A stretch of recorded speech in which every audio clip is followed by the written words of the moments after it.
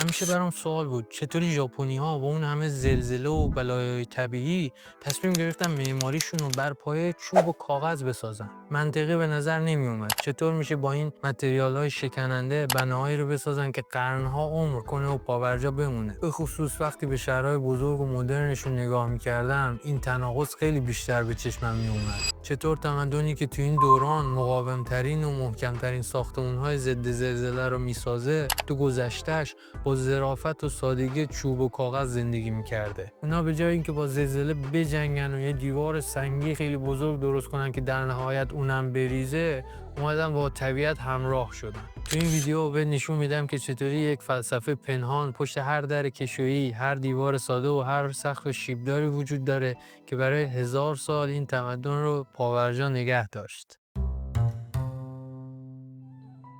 سلام، امیدوارم که حالت خوب باشه. من علیم، دانشجو، طراح و CG پروژه‌های معماری. به چنل استودیوی وایدارتی خیلی خوش اومدی.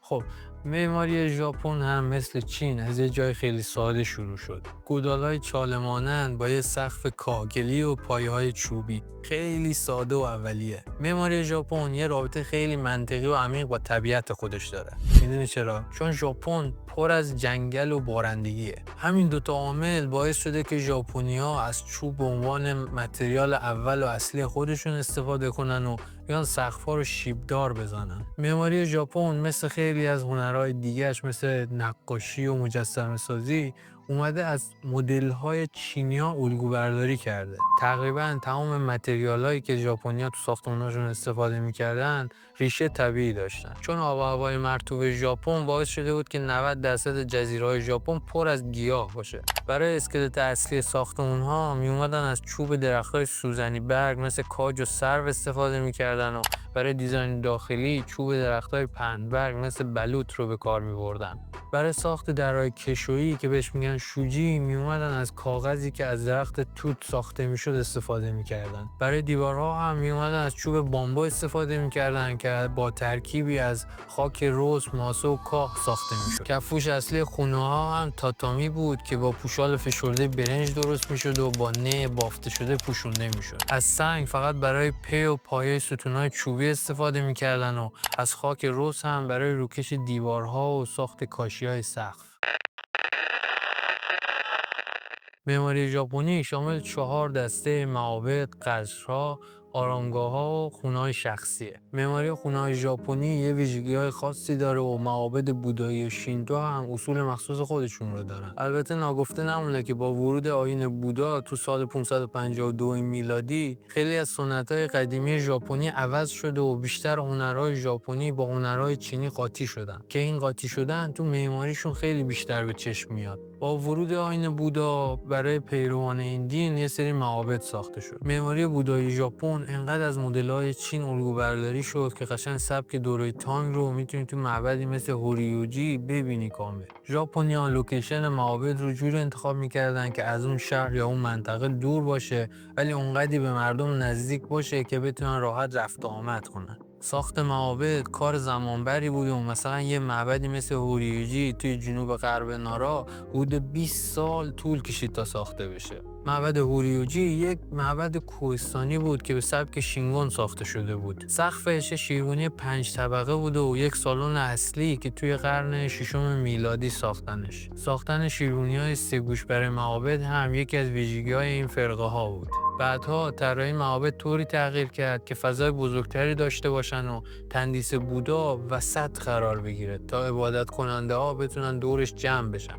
یه کار جالب دیگه هم که انجام میدادن ساختن سقف‌های دولایه بود که سقف اصلی زیر سقف دوم قرار میگرفت. اواخر قرن 12 میلادی 2 تا سبک معماری جدید برای معابد باب شد. یکی تنجیکویو و یکی هم سبک سنتی ژاپن که بهش وایو میگفتن. کم کم این سبکا با هم ترکیب شدن و تو دوره‌های بعدی معماری ژاپن قشنگ میتونید توی بناهایی که باقی مونده ببینیشون. برای دیدن معماری اصیل ژاپنی باید بریم سمت معماری معابد شینتو. شینتو یکی از آیین‌های قدیمی ژاپنه که هنوزم پیروان زیادی داره و معماری معابدش خیلی خاصه. این معابد یه رسم خیلی عجیب داشتن. هر 20 سال یه بار معبد رو کامل خراب میکردن و یک کپی برابر اصلش رو دقیق دوباره میساختن و این کار رو از قرن سوم میلادی تا الان ادامه دادن. بزرگترین معبد شینتو معبد ایزه است که روی سکو با ستونهای چوبی و سقف کاهگلی ساخته شده. ستونهای بزرگ این معبد که از چوب درخت سرو و دیوارها هم از اون چوب ساخته شدن و اونقدر صیقل خوردن که صاف و بی‌عیب و نقص شدن. یه تضاد قشنگ هم با شنهای توی حیات این مجموعه مقدس ایجاد میکنن. سقف کاهگلی هم با هنرمندی خاصی ساخته شده که زیبایی این بنا رو دوچندان میکنه.